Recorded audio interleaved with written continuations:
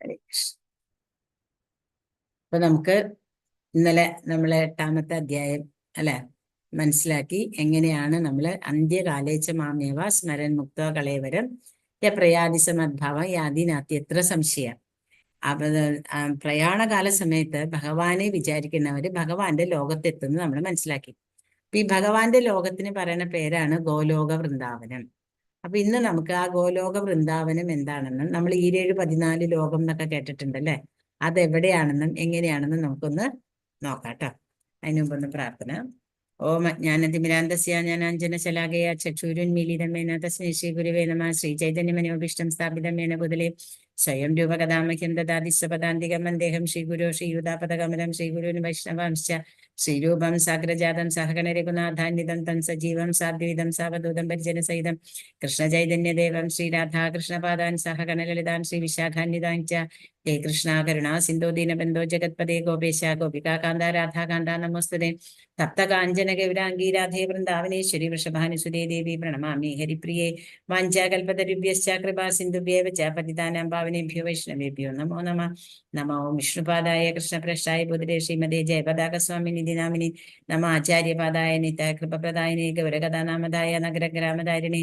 നമോ വിഷ്ണുപാദായ കൃഷ്ണപ്രേഷ്ഠായ ബുധരേ ശ്രീമതി ഭക്തിവേദാന്ത സ്വാമിനി നാമിനി. നമസ്തേ സരസ്വതേ ദേവേ ഗൗരവാണി പ്രചാരിണി നിർവിശേഷാശ്വന്യവാദി പാശ്ചാത്യദേശധാരിണി. ജയ ശ്രീകൃഷ്ണ ചൈതന്യ പ്രഭു നിത്യാനന്ദ ശ്രീ അദ്വൈത ഗദാധര ശിവാസാദി ഗൗര ഭക്തവൃന്ദ. ഹരേ കൃഷ്ണ കൃഷ്ണ കൃഷ്ണ ഹരേ ഹരേ ഹരേ രാമ രാമ രാമ ഹരേ ഹരേ ഹരേ കൃഷ്ണ കൃഷ്ണ കൃഷ്ണ ഹരേ ഹരേ ഹരേ രാമ രാമ രാമ ഹരേ ഹരേ ഹരേ കൃഷ്ണ കൃഷ്ണ കൃഷ്ണ ഹരേ ഹരേ ഹരേ രാമ രാമ രാമ ഹരേ ഹരേ. ജയ ശ്രീ ശ്രീല പ്രഭുപാദിക്ക് ജയ്. ശ്രീല ഗുരുദേവിക്ക് ജയ്. നിതായ് പ്രമാനന്ദേ. ഹരി ഹരി ബോൽ. ഹരേ കൃഷ്ണ. എല്ലാവർക്കും പ്രണാമം. എല്ലാ വൈഷ്ണവർക്കും എൻ്റെ എല്ലാ ശിക്ഷാഗുരുക്കന്മാർക്കും എൻ്റെ ദീക്ഷാഗുരുവിനും പ്രണാമം അർപ്പിച്ചുകൊണ്ട് നമുക്ക് ഇന്നത്തെ ക്ലാസ് ആരംഭിക്കാം. ഹരേ കൃഷ്ണ.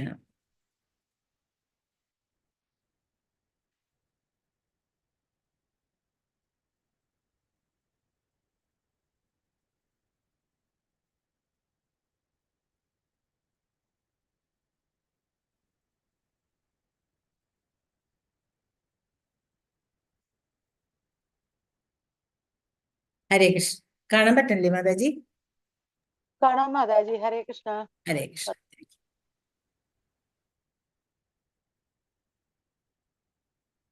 ഹരേ കൃഷ്ണ. നമ്മള് ഗോലോക വൃന്ദാവനം എന്ന് നമ്മൾ പറയാറുണ്ട് അല്ലെ. അതായത് ഭഗവാന്റെ ലോകം എന്ന് പറയുന്നത് ഗോലോക വൃന്ദാവനമാണെന്ന് നമ്മൾ പറഞ്ഞിട്ടുണ്ട്. അപ്പൊ ആ ഗോലോക വൃന്ദാവനം എവിടെയാണ്, എന്താണെന്നാണ് നമ്മൾ ഈ ചാർട്ടിൽ കൂടെ മനസ്സിലാക്കാൻ പോണത്. ഇതിന് ഗോലോക ചാർട്ട് എന്ന് പറയും. ഇത് നിങ്ങൾ യൂട്യൂബില് ഗൂഗിളിൽ സെർച്ച് ചെയ്താൽ കാണാൻ പറ്റും. ഇത് കണ്ടോ, ഇവിടെയാണ് നമ്മൾ പറയുന്ന ഈ 14 ലോകം. ഈ 14 ലോകത്തില് ഭൂലോകത്തിലാണ് നമ്മൾ എല്ലാവരും ഉള്ളത്.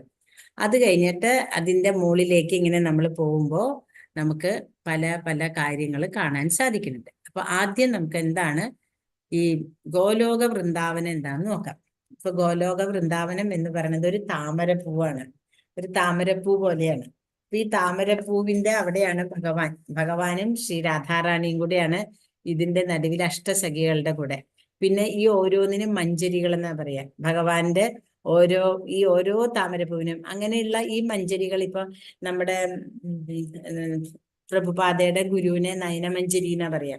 അങ്ങനെ രൂപഗോസ്വാമി രൂപമഞ്ജരി. അപ്പൊ ഓരോരുത്തരും ഓരോ മഞ്ജരികളെ ഓരോരോ ആവശ്യങ്ങൾക്ക് വേണ്ടി, ഭഗവാന്റെ ഓരോ ആവശ്യങ്ങൾക്ക് വേണ്ടി ഈ ഭൂലോകത്ത് വന്ന് അവരവരവരുടെ കർമ്മങ്ങൾ ചെയ്തിട്ടാണ്. അങ്ങനെയുള്ള ആളുകളെയാണ് നമ്മൾ എന്ത് ചെയ്താലും നമുക്ക് അവരെ ഒന്നും ചെയ്യാൻ പറ്റില്ല എന്ന് പറയില്ലേ. ഇപ്പൊ നമുക്ക് തന്നെ അറിയാം, നമ്മുടെ ഇപ്പൊ പ്രത്യക്ഷത്തില് നമ്മൾ പല കാര്യങ്ങളും കാണുന്നുണ്ടല്ലേ. അത്രയും ആ കഴിവോടുകൂടെ വരുന്ന, ആ ഭഗവാന്റെ അനുഗ്രഹത്തോട് വരുന്ന ആത്മാക്കളെ അത്ര പവർഫുൾ ആയിരിക്കും. അപ്പൊ അങ്ങനെയുള്ള ഈ ഗോലോക വൃന്ദാവനം ആണ് നമുക്ക് എത്തേണ്ട സ്ഥലം. ആ സ്ഥലത്തിലേക്ക് നമ്മളിപ്പോ എന്തിനാ എപ്പോൾ ഈ മാതാജി ജപിക്കാൻ പറയണേ എന്ന് ചോദിച്ചാൽ, നമുക്ക് ഇവിടേക്ക് എത്തണം എന്നുണ്ടെങ്കിൽ ഈ ഒരു ലൈൻ പോലെ പോണ കാണുന്നുണ്ടോ? ഇത് നമ്മുടെ ഹരേ കൃഷ്ണ മഹാമന്ത്രമാണ് ഈ പോണത്. ഈ മന്ത്രം ജപിച്ചിട്ട് നമ്മൾ എവിടെ നിന്നാണ് വരണേന്നറിയോ? ദേ ഇവിടെ നിന്ന് ഈ ഭൂലോകത്ത് നിന്ന് നമ്മൾ ഈ മന്ത്രജപത്തിൽ കൂടെ വേണം നമുക്ക് ഭഗവാന്റെ ധാമത്തിലെത്താനായിട്ട്. അപ്പൊ ഭഗവാന്റെ ധാമത്തിലേക്ക് എത്തണമെന്നുണ്ടെങ്കിൽ അത്ര എളുപ്പമൊന്നുമല്ല. അത്രയും അധികം നമ്മൾ ജപിച്ച് ജപിച്ച് ജപിച്ച് നമ്മുടെ ഉള്ളില് ഭഗവാനെ പ്രതിഷ്ഠിച്ച് നമ്മൾ ജപിക്കുന്നുണ്ട്. ഇപ്പൊ 16 മാലയൊക്കെ എല്ലാവരും ജപിക്കുന്നുണ്ട്. നമ്മളൊക്കെ ജപിക്കുമ്പോഴും അത് ജപിച്ച് തീർക്കണു എന്ന് മാത്രമേ ഉള്ളൂ. ചില സമയത്തൊക്കെ അങ്ങനെ തന്നെ തോന്നാറുണ്ട്. അപ്പൊ ആ ജപിച്ച് തീർത്താലും അറ്റ്ലീസ്റ്റ് ജപിക്കുന്നുണ്ടല്ലോ. അപ്പൊ അതിൻ്റെതായ ഒരു ഇതെന്താ വെച്ചാൽ രാധാറാണിയോട് ഭഗവാൻ ഹരേ എന്ന് പറയുന്നത് രാധാറാണിയാണ്. ഞങ്ങളെയും ഭഗവാന്റെ സേവനത്തില് ഉൾപ്പെടുത്തണേ എന്നാണ് നമ്മൾ പറയണത്. അപ്പൊ ഈ ഹരേ കൃഷ്ണ മഹാമന്ത്രം അത്രയും പ്രാധാന്യമുള്ളതാണ്. ഭഗവാന്റെ മന്ത്രം ജപിക്കുന്നത് നമ്മുടെ നാവില് രാധാറാണിയും ഭഗവാനും നൃത്തം വെക്കുന്നതാണ് പറയണത് ശ്രീല വിനോദ ഠാക്കൂർ. അപ്പൊ അത്രയും പവർഫുൾ ആണ് ആ മന്ത്രം. അപ്പൊ ആ മന്ത്രം ജപിച്ചാലാണ് നമുക്ക് മഹാമന്ത്രം എന്നാണല്ലേ നമ്മൾ പറയണേ. അങ്ങനെയുള്ള ആ ഗോലോക വൃന്ദാവനത്തിന്റെ പുറത്ത് കാണുന്നത് ചുറ്റും ഗോലോക വൃന്ദാവനത്തിന് ചുറ്റും കാണുന്ന ഈ പ്രഭ കണ്ടില്ലേ? ഈ പ്രഭ ആധ്യാത്മിക ജ്യോതി, ഇതാണ് ബ്രഹ്മജ്യോതി. ഭഗവാന്റെ ബ്രഹ്മജ്യോതിയാണ് ഈ കാണുന്നത്. ഈ ബ്രഹ്മജ്യോതിയിൽ തന്നെ അനേകം അനേകം ആധ്യാത്മിക ലോകങ്ങളുണ്ട്. ഈ അനേകം ആധ്യാത്മിക ലോകങ്ങൾ എന്ന് പറയുന്നത് ഭഗവാന്റെ ഓരോ ഓരോ ലോകമാണ്. അതിനെ നമ്മൾ വൈകുണ്ഠ ലോകങ്ങൾ എന്ന് പറയും. വൈകുണ്ഠ ലോകങ്ങളിലെല്ലാം ഭഗവാൻ 4 കൈയുടെ പരമാത്മ രൂപത്തിലാണ് ഭഗവാൻ ഇരിക്കുന്നത്. ആ വൈകുണ്ഠ ലോകത്തിൽ ഇപ്പൊ നമ്മൾ മുരളീധരൻ, നാരായണൻ, വാസുദേവൻ അങ്ങനെ പറയണതൊക്കെ ഓരോരോ വൈകുണ്ഠ ലോകങ്ങളായിട്ടാണ് നമ്മൾ ഇതിൽ കാണുന്നത്. അങ്ങനെ ഈ വൈകുണ്ഠ ലോകത്തിലേക്ക് എത്തണ കാര്യം നമ്മൾ പറഞ്ഞിട്ടുണ്ടല്ലേ. ജയ വിജയന്മാരെ ഭഗവാനൊക്കെ അവിടെ വരെ പല മഹർഷിമാർക്കും എത്താൻ സാധിച്ചിട്ടുണ്ട്. എന്നാൽ ഗോലോക വൃന്ദാവനത്തിൽ എത്തണമെന്നുണ്ടെങ്കിൽ ഭക്തന്മാർക്ക്, അതാണ് ഭക്തന്റെ പ്രാധാന്യം.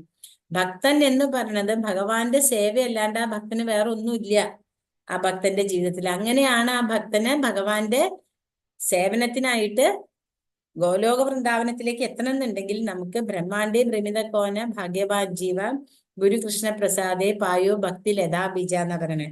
ഭഗവാന്റെയും ഗുരുവിന്റെയും കൂടെ അനുഗ്രഹം ഉണ്ടെങ്കിൽ മാത്രമേ നമുക്ക് ഭക്തിയുടെ ഒരു കണിക, അഹം ബീജ പ്രദ പിത എന്ന് പറഞ്ഞാൽ ആ ബീജം നമുക്ക് കിട്ടുന്നത് ഭഗവാന്റെയും ഗുരുവിന്റെ അനുഗ്രഹമാണ്. ആ ബീജത്തിനെ വളർത്തി വലുതാക്കി നമ്മൾ ഗോലോക വൃന്ദാവനം വരെ വരണം. ഇപ്പോ ഇതൊക്കെ പറയുമ്പോഴും നമ്മൾ പറയുന്ന ആൾക്കാർ ഒരു പക്ഷെ നിമിത്തം മാത്രമേ ഉള്ളൂ. ആരെങ്കിലും ഭഗവാന് പ്രിയപ്പെട്ടവരുണ്ടാവും ഇതില്. അവരെ അവിടെ എത്തിക്കാൻ വേണ്ടിയിട്ടായിരിക്കും ഭഗവാൻ പറയിക്കുന്നത്. മനസ്സിലാവുണ്ടോ? അപ്പൊ നമുക്കറിയില്ല ആരാണ് ഇതിലെ ഏറ്റവും നല്ല ഭക്ത, ആർക്ക് വേണ്ടിയിട്ടാണോ ഭഗവാൻ ഇതെല്ലാം ചെയ്യിക്കുന്നത് ഒന്നും നമുക്ക് പറയാനറിയില്ല. കാരണം ഭഗവാന്റെ വേണ്ടപ്പെട്ട ഭക്തന്മാരെ എത്താനായിട്ട് ഭഗവാൻ പല വഴികളും അതിനു വേണ്ടി ഒരുക്കും. അങ്ങനെ അതിനൊരു നിമിത്തം മാത്രമായിരിക്കും. നിമിത്തം മാത്രം ഭവസവ്യ സാജി എന്ന് പറഞ്ഞ പോലെ നമ്മള് ഭഗവാന്റെ ഒരു നിമിത്തമായിട്ടായിരിക്കും ഇതെല്ലാം പറയാൻ സാധിക്കുന്നത്. അപ്പോ അതെല്ലാം ഭഗവാന്റെ ഒരു കാരുണ്യാണ്, നമ്മളോടുള്ള ഗുരുവിന്റെ കാരുണ്യാണ്, നമ്മുടെ ശിഷ്യാഗുരുക്കന്മാരുടെ കാരുണ്യാണ് ഇതെല്ലാം. അപ്പൊ കണ്ടില്ലേ, ഈ ബ്രഹ്മജ്യോതിയിലാണ് അവ്യക്തഗതവാദികൾ വരുന്നത്. എല്ലാവരും ഭഗവാന് രൂപമില്ല എന്നൊക്കെ പറഞ്ഞ് ധ്യാനിച്ചിരിക്കുന്നവരെല്ലാം എവിടം വരെ എത്തും? ഭഗവാന്റെ ബ്രഹ്മജ്യോതി വരെ. ഈ ബ്രഹ്മജ്യോതിന്റെ ഇവിടം ഈ കാണുന്നത് ദുർഗാദേവി. അതായത് ദുർഗാദേവി എന്ന് പറയുന്നത് മായാദേവി. ഭഗവാന്റെ ഉത്കൃഷ്ട ലോകം, ഉപരിലോകത്തിന് യോഗമായയും താഴേക്ക് വരുമ്പോ മഹാമായയാണ്. മഹാമായയെ ഭഗവതി എന്നൊക്കെ നമ്മൾ വിളിക്കണ കേട്ടിട്ടുണ്ടാവില്ലേ ഭഗവതിയൊക്കെ? കാരണം മായ നമ്മളെ ഭഗവാന്റെ അടുത്തേക്ക് എത്തിക്കാൻ സമ്മതിക്കില്ല എന്നാ പറയണേ. അത്ര എളുപ്പമൊന്നും മായാദേവി നമ്മളെ ഭഗവാന്റെ അടുത്തേക്ക് വിടില്ല. നമ്മൾ പൂർണ്ണമായിട്ട് അതിനെ ഭഗവാന്റെ ഭക്തരാണെന്ന് തോന്നിയാൽ മാത്രമേ നമുക്ക് പറ്റുള്ളൂ. അതുകൊണ്ടാണ് നമ്മൾ എപ്പോഴും നോക്കിക്കോളൂ, പല കാരണങ്ങൾ കൊണ്ട് നമ്മളെ മായ തടുക്കും. നമ്മളിപ്പോ ചിലപ്പോ പറയും, എനിക്ക് അത്രയ്ക്കൊന്നും ചെയ്യാൻ പറ്റില്ല, അല്ലെങ്കിൽ എനിക്ക് ഇത് വേണ്ട, എനിക്ക് ദീക്ഷ വേണ്ട, ദീക്ഷയൊക്കെ എടുത്താൽ ബുദ്ധിമുട്ട്. എന്താ കാരണം? മായാദേവി സമ്മതിക്കില്ല. അതിനുള്ള ആ ഒരു ഇതിലേക്ക് നമ്മൾ എത്തിയിട്ടുണ്ടാവില്ല.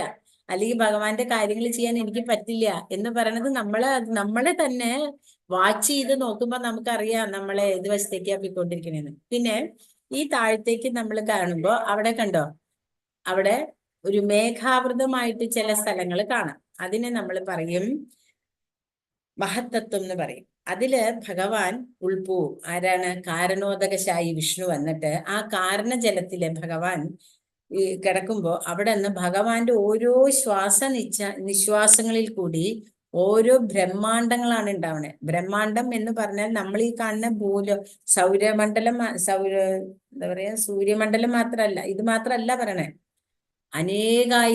അനേകായിരം ബ്രഹ്മാണ്ടങ്ങളാണ് ഉണ്ടാവണേ. അങ്ങനെയുള്ള ഒരു ബ്രഹ്മാണ്ടാണ് നമ്മൾ ഈ താഴത്ത് കാണാൻ പോണത്. നമ്മൾ കാണുന്ന ഈ ഭൂമിയുള്ള ഈ ബ്രഹ്മാണ്ടാണ് നമ്മളിപ്പോ കാണുന്നത്. അതിലൊരു ബ്രഹ്മാണ്ടാണ് ഈ കാണുന്നത്. ഈ ബ്രഹ്മാണ്ടത്തില് ഗർഭോദകശായി വിഷ്ണു ഗർഭസമുദ്രത്തിൽ ഇരിക്കുന്നു. ആ ഗർഭോദകശായി വിഷ്ണുവിന്റെ നാഭിയിൽ കൂടെ, കണ്ടോ, നാഭിയിൽ കൂടെയാണ് ഒരു താമര വിരിയണു. ആ താമരയിലാണ് സാക്ഷാൽ ബ്രഹ്മാവ് ജനിക്കുന്നത്. അത് എല്ലാവർക്കും അറിയാമല്ലോ. ആ ബ്രഹ്മാവാണ് എല്ലാ ഭൗതിക സൃഷ്ടികളുടെയും കാരണം.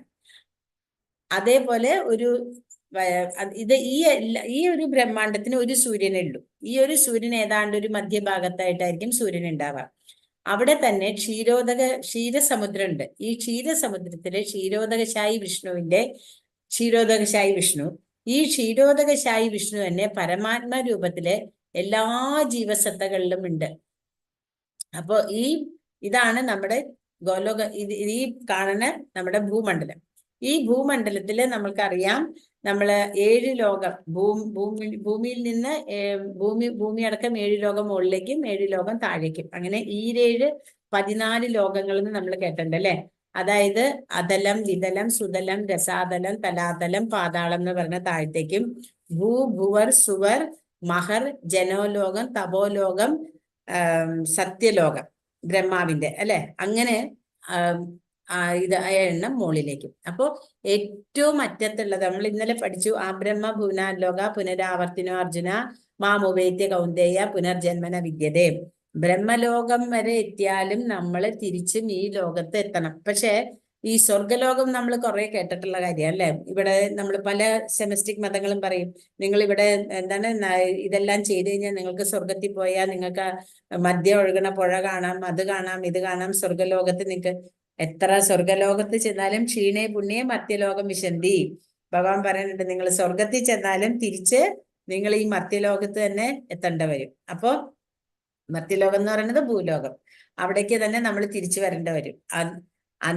എന്നാൽ ഭഗവാനെ മാത്രം മനസ്സിൽ വിചാരിച്ച് ഭഗവാന്റെ ഭക്തിയുത സേവനത്തിൽ മാത്രം മുഴുകിക്കൊണ്ടിരിക്കുന്ന ഒരു ജീവാത്മാവിന് ഇതെല്ലാ കടമ്പകളും കടന്ന് ഭഗവാന്റെ തന്നെ ധാമമായ ഗോലോക വൃന്ദാവനത്തിൽ എത്തിച്ചേരാൻ സാധിക്കും. അതാണ് നമ്മുടെ ഈ ഗോലോക ചാർട്ട്. നമുക്ക് ഇതിന്റെ എന്തെങ്കിലും സംശയം ഉണ്ടെങ്കിൽ നമുക്ക് ലാസ്റ്റിൽ നോക്കാം കേട്ടോ. ഹരേ കൃഷ്ണ. ഇപ്പൊ നമ്മൾക്ക് ഇന്നത്തെ ക്ലാസ്സിന്റെ നോക്കാം. ഒരുവിധം മനസ്സിലായിട്ടുണ്ടാവും വിചാരിക്കുന്നു അല്ലെ. ഹരേ കൃഷ്ണ. കുറച്ച് പാടാണ്. നമ്മൾ വിചാരിച്ചാൽ ഒരു നിമിഷം കൊണ്ട് ഇത് മനസ്സിലാക്കാന്ന് പറഞ്ഞാൽ അത്ര എളുപ്പമല്ല. ഒരു ഇത്തിരി ബുദ്ധിമുട്ടുണ്ടാവും, പക്ഷെ അത് നമുക്ക് പതുക്കെ കിട്ടും കേട്ടോ. ഹരേ കൃഷ്ണ. കുറച്ച് കഴിയുമ്പോൾ നമുക്കത് മനസ്സിലാക്കാൻ പറ്റും. ഇത് ഇന്നത്തെ നമ്മുടെ ഭഗവാന്റെ അനുഗ്രഹം കൊണ്ട് 9ാമത്തെ, അതായത് ഭക്തി യോഗത്തില് ഭഗവാൻ പറയുന്നു രാജഗുഹ്യ യോഗം എന്ന് പറയുന്ന ആ ഒരു ചാപ്റ്ററിലേക്കാണ് നമ്മൾ ഇന്ന് വരുന്നത്. നമുക്ക് നോക്കാം. ഹരേ കൃഷ്ണ.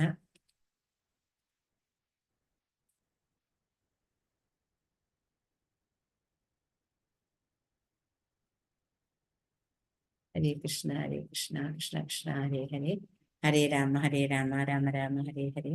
ശില പ്രഭുപാദി ജയ്, ശില വിദ്യയ്ക്ക് ജയ്, നിതായ പ്രഭു ജയ്. ഹരേ കൃഷ്ണ.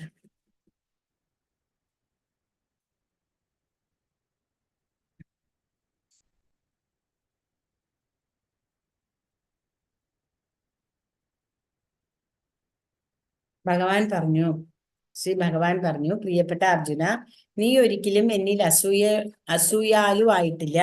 അതിനാൽ അതീവ രഹസ്യമായ ഈ ജ്ഞാനവും വിജ്ഞാനവും നിന്നെ ഗ്രഹിപ്പിക്കാം. ഇതറിഞ്ഞാൽ ഭൗതിക ജീവിത ക്ലേശങ്ങളിൽ നിന്ന് നീ മുക്തനാവും. അപ്പോ ആദ്യത്തെ ശ്ലോകത്തിൽ തന്നെ ഭഗവാൻ എന്താ പറയണത്?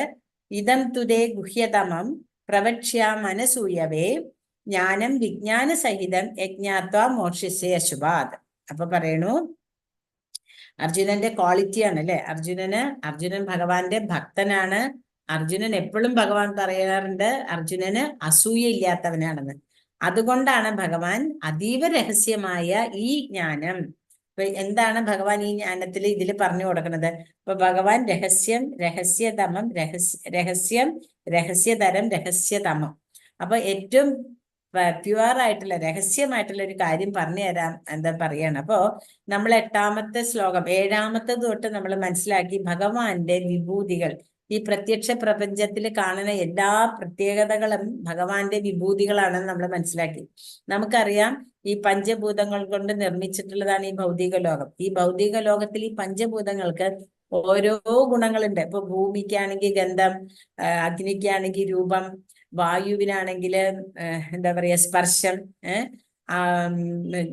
ആകാശത്തിനാണ് കേൾവി, അതേപോലെ തന്നെ കണ്ണ്, അല്ലെ, നമ്മൾ കാണുന്നത്, നമ്മൾ എന്താ പറയാ, അതുപോലെ തന്നെ ജലത്തിനാണ് രസം.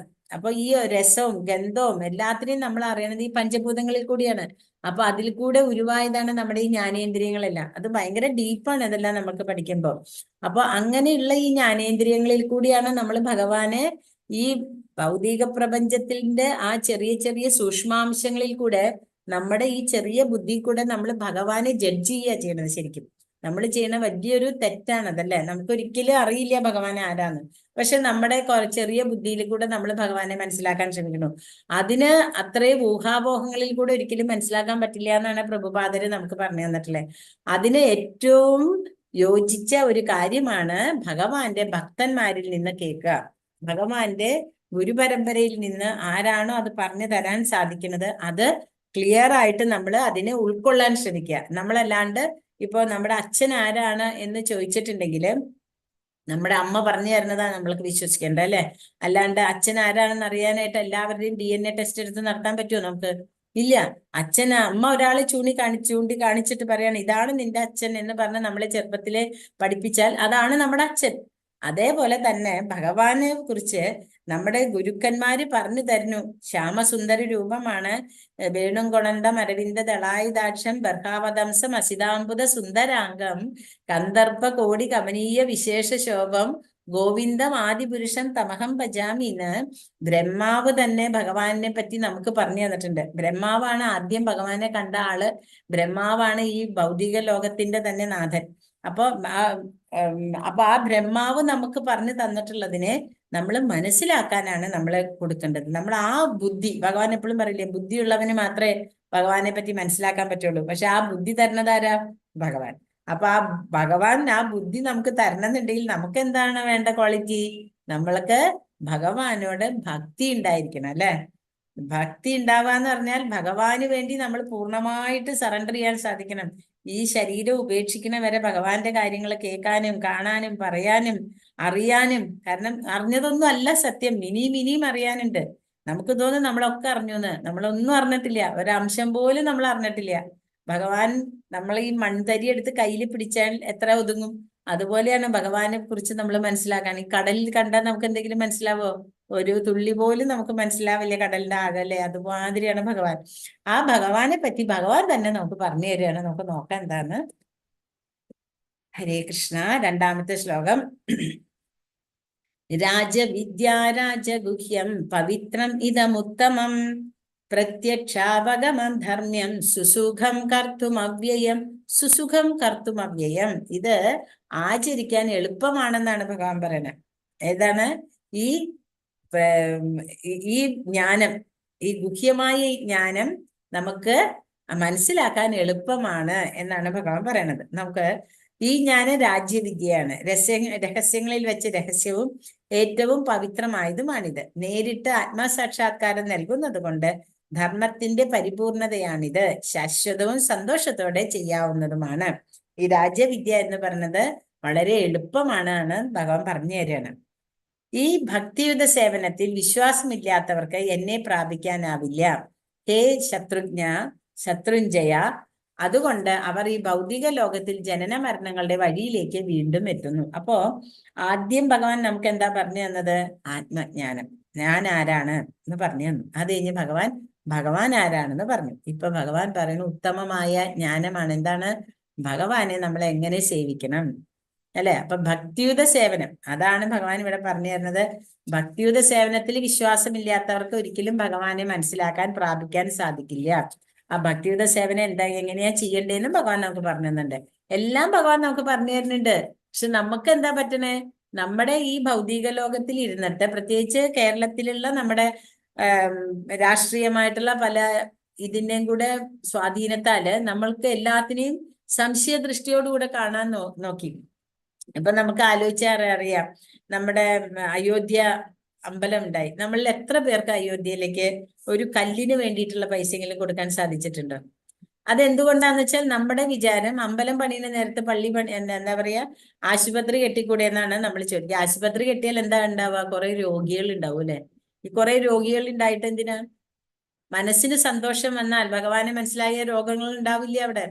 ഭഗവാന്റെ അനുഗ്രഹം കൊണ്ട് എന്തിനാ രോഗം? അപ്പൊ ഭഗവാനെ തന്നെ മനസ്സിലാക്കിയാൽ സന്തോഷം അല്ലാണ്ട് വേറെ എന്താ അവിടെ ഉണ്ടാവുക? അപ്പൊ ഭഗവാന്റെ കാര്യങ്ങൾക്ക് ചെയ്യണമെന്നുണ്ടെങ്കിൽ നമുക്ക് അതിനുള്ള അനുഗ്രഹം കൂടെ വേണം. എന്നാൽ മാത്രമേ ഭഗവാന് വേണ്ടി, കാരണം ഈ കണ്ടതെല്ലാം ഭഗവാന്റെ അല്ലാണ്ട് നമ്മുടെ എന്ന് പറഞ്ഞ ഒന്നുമില്ല. അതാണ് ആദ്യം നമ്മൾ മനസ്സിലാക്കേണ്ടത്.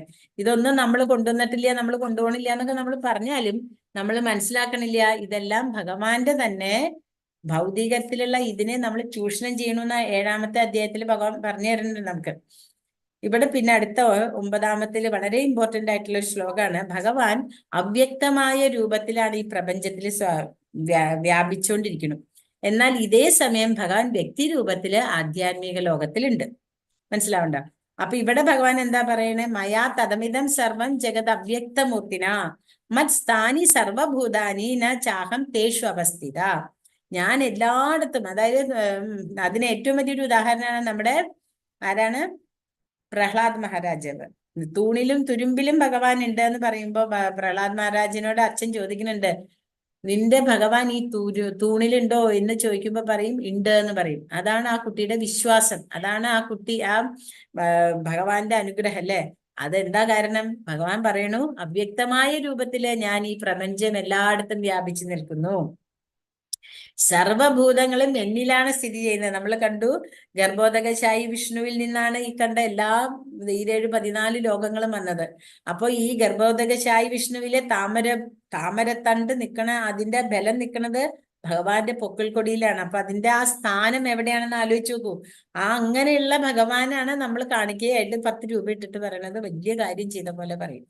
അപ്പോ ആ ഭഗവാന്റെ ഏറ്റവും വലിയൊരു മഹിമയാണ് നമ്മള് എല്ലായിടത്തും, നമ്മുടെ ചുറ്റും ഈ കാണുന്ന വായുവും എല്ലാം ഭഗവാനാണ്. ആ ഗന്ധം, ആ പൂവിന്റെ ഗന്ധം, അത് ഭഗവാനാണല്ലേ. അതുപോലെ തന്നെ വെള്ളത്തിന്റെ രസം ഭഗവാനാണ്. അങ്ങനെ ഓരോന്നും ഈ ഭൗതികതയിൽ ചുറ്റി നമ്മളെ നിൽക്കണത് എല്ലാം ഭഗവാനാണ്. അവ്യക്ത രൂപത്തിൽ നിൽക്കണ ആ വിഭൂതി രൂപത്തിൽ ഭഗവാൻ നിൽക്കുന്നത് നമ്മളെ മനസ്സിലാക്കിച്ച് തരികയാണ് ഭഗവാൻ ചെയ്യണത്. എന്നിട്ട് പിന്നെ ഭഗവാൻ എന്താ പറയണത്? സൃഷ്ടിജാലങ്ങളൊന്നും എന്നിൽ സ്ഥിതി ചെയ്യുന്നുമില്ല. അപ്പൊ ഭഗവാൻ അടുത്തത് പറയണു, നച്ച മസ്താനി ഭൂതാനി മത് സ്ഥാനി ഭൂതാനി പശ്യമേ യോഗമൈശ്വര്യം. എന്റെ യോഗപ്രഭാവം നോക്കൂ. സർവഭൂതങ്ങളുടെയും പരിപാലകനും സർവവ്യാപിയാണെങ്കിലും ഞാൻ ഈ പ്രത്യക്ഷ പ്രപഞ്ചത്തിന്റെ ഒരംശമല്ല, മറിച്ച് ഞാനാണ് ഈ പ്രപഞ്ചത്തിന്റെ ഉത്ഭവസ്ഥാനം. ഭഗവാൻ ഈ പ്രപഞ്ചത്തിന്റെ ഉത്ഭവം. ഇപ്പൊ നമ്മൾ കണ്ടു, ഗോലോക വൃന്ദാവനത്തിൽ നിന്ന്, വൈകുണ്ഠ ലോകങ്ങളിൽ നിന്ന്. അത് ഉത്ഭവത്തിനെ പറ്റി വേറെ പറയുന്നുണ്ട്, ഒരു ചാർട്ട് ഉണ്ട്. പിന്നെ ഭഗവാനിൽ നിന്ന് തന്നെ ചതുർവ്യൂഹങ്ങൾ വരും. ആ ചതുർവ്യൂഹത്തിലുള്ള സംഘർഷനിൽ നിന്ന്, ആ നാരായണനിൽ നിന്നാണ് നമ്മള് ഈ 3 വിഷ്ണു രൂപങ്ങളൊക്കെ ഉണ്ടാവുന്നത്. അത് കുറെ ഡീറ്റെയിൽ ആയിട്ട് അതൊക്കെ നിങ്ങൾ അടുത്ത ലെവലിൽ പഠിക്കും. അപ്പൊ അങ്ങനെയുള്ള ആ ഭഗവാൻ പറയണു, എന്നിൽ നിന്നാണ് എല്ലാം ഉത്ഭവം. പക്ഷെ ഞാൻ ഈ ഭൗതിക ലോകത്തിൽ എങ്ങനെയാ നിൽക്കുന്നത്? അവ്യക്തമൂർത്തിയായിട്ട് അല്ലെ. ഭൂതഭൃന്നച്ച ഭൂതസ്ഥ മദ്ഭാവ ഭൂതഭാവന. അങ്ങനെ ഈ പ്രപഞ്ചത്തിൽ ഞാൻ ഒരു എന്താ പറയാ, എല്ലാ ഭൂതങ്ങളുടെ ഉത്ഭവസ്ഥാനമാണെന്നുണ്ടെങ്കിലും ഞാൻ ഈ പ്രത്യക്ഷ പ്രപഞ്ചത്തില് സ്ഥിതി ചെയ്യുന്നില്ല. ഭൗതിക പ്രപഞ്ചത്തില് ഭഗവാൻ ആധ്യാത്മിക ലോകത്തിലാണ്. പിന്നെ ഭഗവാൻ എന്താ പറയണത്? ഈ സ്ഥിതി ചെയ്തുകൊണ്ട് തന്നെ ശക്തിയുള്ള കാറ്റ് എല്ലായിടത്തും സഞ്ചരിക്കുന്നു. അതുപോലെ സർവ സൃഷ്ടികളും എക്കാലത്തും എന്നിലാണ് വിശ്രമിക്കുന്നത്. അതായത് നമുക്കറിയാം, ആകാശം, സ്പേസ് ഉണ്ടെങ്കിലേ ഉള്ളൂ കാറ്റും ഉള്ളൂ. ആ സ്പേസിന്റെ അവിടം വരെ വായുവിന് ഇതുള്ളൂ. അതിനപ്പുറത്തേക്ക് നമുക്കറിയാം, അതിനപ്പുറത്തേക്ക് വായു ഇല്ല എന്ന് നമ്മൾക്കറിയാം അല്ലെ. അത് ഭഗവാൻ എന്താ പറയണെന്ന് വെച്ചാൽ, അത് ആ സ്പേസ് ആണ് അതിനെ താങ്ങി നിർത്തണ എല്ലാത്തിനെയും. അപ്പോ യഥാകാശ സ്ഥിതോ നിത്യം, യഥാകാശ സ്ഥിതോ നിത്യം വായു സർവത്ര ഗോ മഹാൻ. ആ നിത്യമായിട്ട് അവിടെ ആ ആകാശത്തിന്റെ അവിടം വരെ വായു ഉണ്ട്. അവിടെ നിന്ന് കഴിഞ്ഞാൽ പിന്നെ വായു ഇല്ല. അതുകൊണ്ടാണല്ലോ നമുക്ക് പുറത്തുള്ള ഗ്രഹങ്ങളിലേക്കൊക്കെ പോകണമെങ്കിൽ കുറെ അധികം ഓക്സിജനും അതും ഇതും കാര്യങ്ങളൊക്കെ കൊണ്ടുപോകണം അല്ലെ. യഥാ സർവാണി ഭൂതാനി മത്സ്ഥാനി ധാരയൻ. അപ്പൊ എല്ലാ സൃഷ്ടികളും എവിടെയാണ് ധാരയൻ? ഭഗവാൻ കവിം പുരാണ മനുഷ്യാസിധാര അണോരണീയ സമനുസ്മരേ ധാതാരം അചിന്യ രൂപം. അത് ഭഗവാനാണ് എല്ലാത്തിനെയും താങ്ങി നിർത്തണമെന്ന് നമ്മൾ പറഞ്ഞിട്ടുണ്ട്. അതേപോലെ തന്നെ ഇവിടെ ഭഗവാൻ പറയുന്നുണ്ട് ബ്രഹ്മസംഹിതയില് ചക്ഷുരേവ സവിത സകലഗ്രഹാണാം രാജാ സമസ്ത സുര മൂർത്തിരശേഷ തേജോ യസ്യാജ്ഞയാ ഭ്രമതി സമ്പ്രത കാലചക്രം ഗോവിന്ദമാദിപുരുഷം തമഹം ഭജാമി. അതായത് സൂര്യന്റെ ചലനത്തിന്, ഈ സൂര്യൻ ചലിക്കുന്നതായാലും സൂര്യൻ ഭഗവാന്റെ കണ്ണാണെന്നാണ് പറയുന്നത്. ചൂടും വെളിച്ചവും പ്രസരിപ്പിക്കാൻ സാധിക്കുന്നതും എല്ലാം ഗോവിന്ദന്റെ ആജ്ഞ കൊണ്ടാണ്. എല്ലാത്തിന്റെയും ഉറവിടം ഗോവിന്ദനാണെന്നാണ് പറയുന്നത്. ഇനി 8ാമത്തെ ശ്ലോകത്തിൽ എന്താ പറയുന്നത്? പ്രകൃതിം സ്വാമഭിഷ്ടാഭ്യ വിസൃജാമി പുനഃ പുനഃ ഭൂതഗ്രാമം ഇവം കൃഷ്ണം അവശം പ്രകൃതേർവശാത്. എങ്ങനെയാ പറയണത്? അതായത് തനിയെ തന്നെ ഉണ്ടാവണു എന്നാ പറയണത്. ഭഗവാനിൽ നിന്ന് ഇതെല്ലാം തനിയെ തന്നെ വരണു. പുനഃ പുനഃ വീണ്ടും വീണ്ടും ഉണ്ടാവണു. വരണു, അതായത് വരണു, പ്രളയം വരണു, തിരിച്ചു പോണു, പിന്നെയും സൃഷ്ടിക്കണു, പിന്നെയും പ്രളയം വരണു, പിന്നെയും തിരോഭാവം വരണു. അപ്പൊ ഇതിങ്ങനെ സ്വയമായിട്ട് ഭഗവാന്റെ ഓരോ ശ്വാസനിശ്വാസങ്ങളിൽ കൂടെ സംഭവിച്ചുകൊണ്ടിരിക്കുന്നു. അങ്ങനെയാണ് ഇത് സംഭവിക്കുന്നത്. അപ്പൊ പറയാണ് പ്രപഞ്ച പ്രവർത്തനം എന്റെ അധീനതയിലാണ്. എന്റെ ഇച്ഛയ്ക്ക് അനുസരിച്ച് അത് വീണ്ടും വീണ്ടും ആവിർഭവിക്കുകയും ഒടുവിൽ തിരോഭവിക്കുകയും ചെയ്യുന്നു. ധനഞ്ജയ, ഈ കർമ്മങ്ങൾക്കൊന്നും തന്നെ എന്നെ ബന്ധിക്കുവാൻ കഴിയില്ല. ഒരു ഭൗതിക പ്രവർത്തനങ്ങളോടും ബന്ധപ്പെടാതെ ഉദാസീനനെ പോലെ സ്ഥിതി ചെയ്യുന്നു. നചമാൻ താനി കർമാണി നിബന്ധന്തി ധനഞ്ജയ ഉദാസീന വദാസീന അസക്തം തേഷു കർമ്മസു. ഒരു കർമ്മത്തിൽ ഇപ്പൊ നമുക്കറിയാം, ഒരു ജഡ്ജ് വന്നിട്ട് ഒരു കോർട്ടിൽ ഇരിക്കുമ്പോൾ ആ കോർട്ടില് എന്തൊക്കെ തന്നെ വാദപ്രതിവാദങ്ങൾ ഉണ്ടെങ്കിലും ആ ജഡ്ജ് ഒന്നും മിണ്ടാണ്ട് അവിടെ ഇരിക്കും. അതാണ് അങ്ങോട്ട് ഡ്യൂട്ടി. അത് കഴിഞ്ഞാൽ ആ ജഡ്ജ് പക്ഷെ വെറുതെ മിണ്ടാണ്ടിരുന്നിട്ട് കാര്യമില്ലല്ലോ. ഈ വക്കീലുമാര് പറയണ ഓരോ പോയിന്റും ശ്രദ്ധിച്ചിട്ട് എന്നിട്ട് അതിന്റെ മുകളിലാണ് അദ്ദേഹം ഒരു നിയമം പുറപ്പെടുന്നത്, അല്ലെങ്കിൽ അദ്ദേഹം ഒരു കൺക്ലൂഷനിൽ എത്തണത് അല്ലെ. കാരണം ഈ ആള് തെറ്റുകാരനാണോ അല്ലെങ്കിൽ തെറ്റുകാരനല്ല, അങ്ങനെയുള്ള ഒരു വഴിയിലേക്ക് അദ്ദേഹം വരുന്നത് എപ്പോഴാ? ഈ വക്കീലന്മാര് അവിടെ ഇരുന്ന് പറയുമ്പോൾ. അപ്പൊ അതുവരെ അദ്ദേഹം ഉദാസീനനായിട്ട് മിണ്ടാണ്ടിരിക്കും. അതുപോലെ തന്നെയാണ് ഭഗവാൻ ഇതെല്ലാം ഭഗവാനായിട്ട് ചെയ്യേണ്ടതായിട്ടൊന്നുമില്ല. പക്ഷെ ഇതെല്ലാം ഭഗവാൻ ചെയ്യണു. എന്നാൽ ഈ കർമ്മങ്ങളൊന്നും ഭഗവാനെ ബന്ധിക്കുന്നില്ല. അതാണ് ഇവിടെ പറയേണ്ടത്. പിന്നെ ഭഗവാൻ എന്താ പറയുന്നത്? 10ാമത്തെ ശ്ലോകത്തിൽ പറയുന്നു, മയാധ്യക്ഷേണ പ്രകൃതി സൂയദേശ ചരാചരം ഹേതു നാനേന കൗന്ദേയ ജഗത് വിപരിവർത്തതേ. അല്ലയോ കുന്തിപുത്ര, എന്റെ ശക്തിവിശേഷങ്ങളിൽ ഒന്നായ ഈ ഭൗതിക പ്രകൃതി എന്റെ നിർദ്ദേശമനുസരിച്ച് ചരാചരങ്ങളെയെല്ലാം സൃഷ്ടിക്കുന്നു. ഈ നിയമം അനുസരിച്ച് വീണ്ടും വീണ്ടും പ്രപഞ്ചം സൃഷ്ടിക്കപ്പെടുകയും സംഹരിക്കപ്പെടുകയും ചെയ്യുന്നു. അപ്പൊ നേരത്തെ ഭഗവാൻ പറഞ്ഞു പുനഃ വീണ്ടും വീണ്ടും ഉണ്ടാവണു എന്ന് ഭഗവാൻ പറഞ്ഞില്ലേ. അത് തന്നെ ഭഗവാൻ പറയണു, ഭഗവാന്റെ നിർദ്ദേശം അനുസരിച്ചിട്ടാണ് ഭൗതിക പ്രകൃതി ഇങ്ങനെ സൃഷ്ടി നടത്തുന്നതും തിരിച്ചും അതിനെ സംഹരിക്കുകയും ചെയ്യുന്നത്. പിന്നെ ഭഗവാൻ ഇനി ഇവിടെ പറഞ്ഞു തരികയാണ്. നമ്മൾ 7ാമത്തെ അധ്യായത്തിലും പഠിച്ചു, സുഹൃതികളും ദുഷ്കൃതികളെയും പറ്റി പഠിച്ചു. ഇവിടെയും ഭഗവാൻ പറയുന്നു, ഭഗവാനെ പറ്റി അറിയണ ആൾക്കാരെ മഹാത്മാക്കളെന്നും ഭഗവാനെ പറ്റി അറിയാത്തവരെ മൂഢന്മാരെന്നും ഭഗവാൻ പറയും. അപ്പൊ ഇവിടെ ഭഗവാൻ എന്താ പറയണത്? 11ാമത്തെ ശ്ലോകത്തിൽ പറയുന്നു, അവജാനന്തി മാമൂഢ മാനുഷീൻ തനുമാശ്രിതം പരം ഭാവമജാനന്ദോ മമ ഭൂതമഹേശ്വരം. അതായത് മനുഷ്യരൂപത്തിൽ അവതരിക്കുന്ന എന്നെ മൂഢന്മാർ നിന്ദിക്കുന്നു.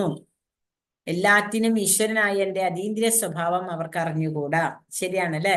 നമുക്കറിയാം ഭഗവാൻ എന്താ പറയാ, കൃഷ്ണനുണ്ടോ, കൃഷ്ണൻ എങ്ങനെയാ ജനിച്ച്, കൃഷ്ണൻ എങ്ങനെയാണ് എന്താ പറയാ ഒരു ദൈവം എന്ന് നിങ്ങൾ പറയാ. കാരണം എന്തുകൊണ്ടാ? ഭഗവാൻ പറയുന്നുണ്ട്, ഭഗവാനെ കുറിച്ച് മനസ്സിലാക്കാൻ ഭക്തന്മാർക്കല്ലാണ്ട് ആർക്കും സാധിക്കില്ല.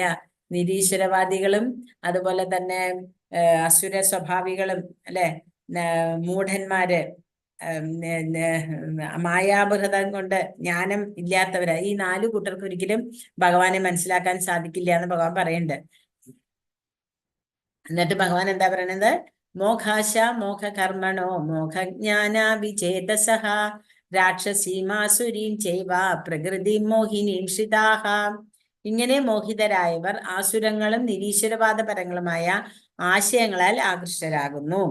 ആ വ്യാമോഹാവസ്ഥയിൽ മുക്തിയെക്കുറിച്ചുള്ള പ്രതീക്ഷകളും ബലോദിഷ്ട കർമ്മങ്ങളും ജ്ഞാനാർജനവും എല്ലാം പാഴായിപ്പോവും. അതായത് നമുക്ക് നമ്മുടെ ചുറ്റും നടക്കുന്ന കാര്യങ്ങളൊന്നും ആഗ്രഹിച്ചാൽ മതി. സ്വർഗത്തിൽ പോയാൽ നിങ്ങൾക്ക് സുന്ദരികളെ കാണാം, അതുപോലെ തന്നെ മദ്യപ്പുഴ ഉണ്ടാവും അവിടെ, എന്താ പറയാ, പഴങ്ങളും നമ്മളൊന്നും കാണാത്ത തരത്തിൽ അത്രയും സുഖ സന്തോഷങ്ങൾ ഉണ്ടെന്ന് പറഞ്ഞിട്ട് അവരെന്തൊക്കെ തെറ്റുകളാ ചെയ്തു കൂട്ടണേ അല്ലേ. അങ്ങനെയൊക്കെയുള്ള പോവാൻ എല്ലാവരും പറയണ ഒരു കാര്യമാണ് സ്വർഗത്തിൽ പോവാം സ്വർഗത്തിൽ പോവാന്ന് പറഞ്ഞിട്ട്. അപ്പൊ അവരെന്താ ചെയ്യണത്? നിരീശ്വരപരമായിട്ട് അവര് പല കാര്യങ്ങളും ചെയ്യുക. അവരെന്നെ ഭഗവാൻ പറയുന്നുണ്ട് നമ്മളോട് മാംസം ഉപേക്ഷിക്കണം, അങ്ങനെ പല കാര്യങ്ങളും പറഞ്ഞു തരുന്നുണ്ട്. പക്ഷെ ഇതെല്ലാം ചെയ്തിട്ട് ഭഗവാനെ വിളിച്ചാൽ കിട്ടുമോ? ഭഗവാനെ ഇല്ല അല്ലെ. അപ്പൊ അങ്ങനെ ആ ഒരു വ്യാമോഹത്തിൽ കൂടെയാണ് അവരെല്ലാവരും പോയിക്കൊണ്ടിരിക്കുന്നത്. അതേസമയം ഒരു മഹാനാണെങ്കിൽ എന്താ ചെയ്യാ? ആ മഹാനാണെങ്കില് ഭഗവാൻ ദൈവീ ഗുണമയി മമ മായാ ദുരത്യ മാമേവയെ പ്രപന്യന്റെ മായാമേതാം തരന്തിതേ.